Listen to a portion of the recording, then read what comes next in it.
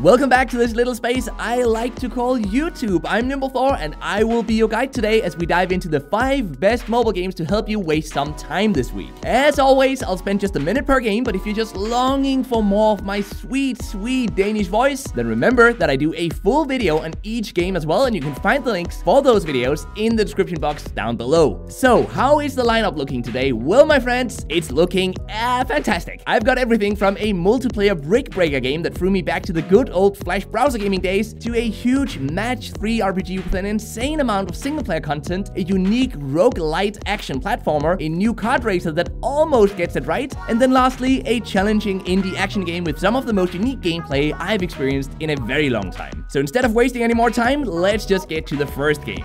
Cure Hunters is a retro roguelite platformer by Lucky Cat Studios with solid controls, difficult enemies, and a fun gameplay that makes for a challenging platforming experience where finally finishing a level truly feels rewarding. Between every single level, we can spend the coins we've picked up to acquire a new random weapon, recover HP, and buy new ammunition. And when we eventually do die, such as at the insanely difficult bosses at the end of every region, we have to start all over from level 1 again. There's an interesting roster of heroes with unique weapons that can be unlocked for in-game gold, which is the soft currency earned in-game, but that can also be acquired through in-app purchases. Unlocking some of the most expensive heroes will either require buying one of the $2 to $10 in-app purchases, which, by the way, also removes all advertisements that are otherwise shown between levels, or grinding for many hours, whereas the first 3 to 4 heroes are realistic to grind within probably 10 hours of gameplay or so. You can play the game offline. It takes up only 207 megabytes of space. It's out on Android and on iOS, and while the advertisements might frustrate some of you, if you're willing to throw just $2 to the developer to remove those ads, it's definitely worth a play because of the unique roguelite platforming gameplay.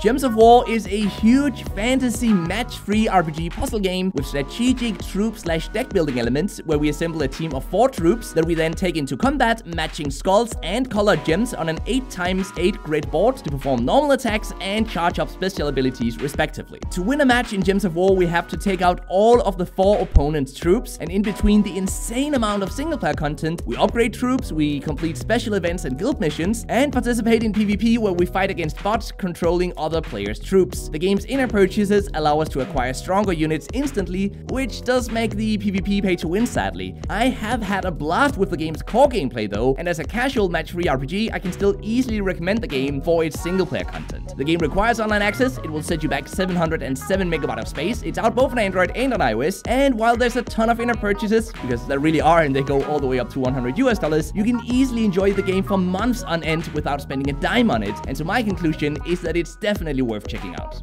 Balls Multiplayer is a multiplayer brick breaker Arkanoid style game that really took me back to my childhood while allowing me to beat my friends in real-time matches. Pretty awesome. Spicing up the gameplay are 2 new elements. First of all, a prize in in-game gold that we can pay to enter each PvP match, with the winner then taking it all. And secondly, the fact that we can unlock and pick a robot to play as, each of which has 3 special abilities that will either give us a boost or allow us to toy with our opponent, such as, for example, by freezing the opponent's balls for a few seconds. Now, unfortunately, the game doesn't seem to have enough players for proper online multiplayer matchmaking, which means that yes, we are certainly fighting bots instead of actual other players. But thankfully, the developers has allowed us to create private rooms as well, and we can invite our friends to those rooms for actual online matches, which is where the game truly shines. The in-app purchases, they do allow us to acquire new robots with different abilities, but since there's no upgrading system and most of the abilities feel very well balanced, this doesn't really ruin the gameplay. The game requires online access. It takes up 216 megabytes of space. It's out both on Android and on iOS, and if you've got a few friends to play against, this game is definitely worth giving a go, and it's actually one of the better local multiplayer games I've played on mobile.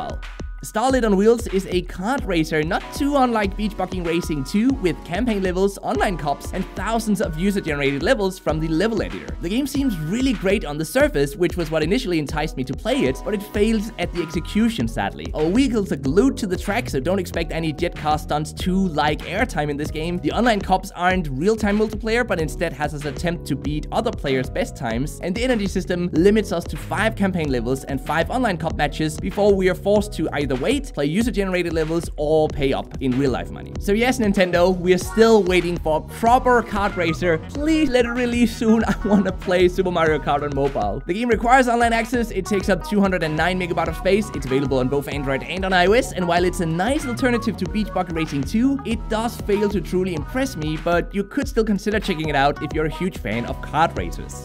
Quartz is a very difficult trial and error indie action game where we control a small robot on its way to the bottom of a power plant to defeat the parasite robot that has infected the machine. Running forward automatically, we simply tap the screen to jump or hold down to jump higher as we attempt to make it through every floor while avoiding all the spikes and timing our every move to correctly land on moving platforms. This indie gem is both fun, infuriating, and unlike anything I've ever played on mobile. And at only 17 megabytes in size, it's also the tiniest game I've played till date. The Android version is advertisement supported with a $1 premium version without the advertisements on both Android and on iOS. The game is offline playable, it takes up only 17 megabytes of space, it's out on Android and on iOS, and if you enjoy impossible games like The Impossible Game, Geometry Dash, and so on, you will most likely love Quartz. It's not as difficult as those other games, but it will definitely keep you glued to your screen for a good few hours because of its difficulty. So my conclusion is that it's definitely worth a play, and it's also my favorite game of the week. Thank you very much for sticking around till the end of this video. Now, in case you're not already part of the Nimble Nation, consider subscribing and hitting that sweet notification bell to actually receive updates about new videos as well. And most importantly, till we meet again, just keep gaming, stay awesome, and I'll see you guys around.